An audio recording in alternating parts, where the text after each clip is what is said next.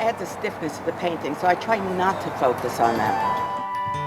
Not that I want to copy something from a photograph. Ellen Diamond's class has a waiting list of 2 pages. So she is very popular, no doubt, very talented. Her students love her. You're focusing on good abstract forms here, which is what I like to see. Okay, so I tell people that she is like the best teacher.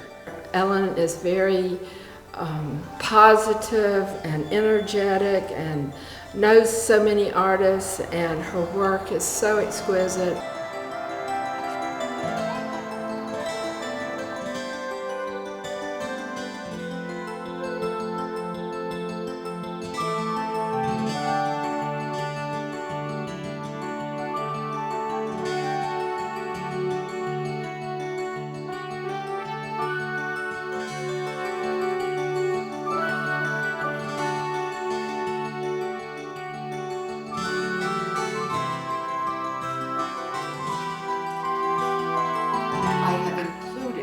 Something from another picture, another photograph, into my painting. She's just remarkable.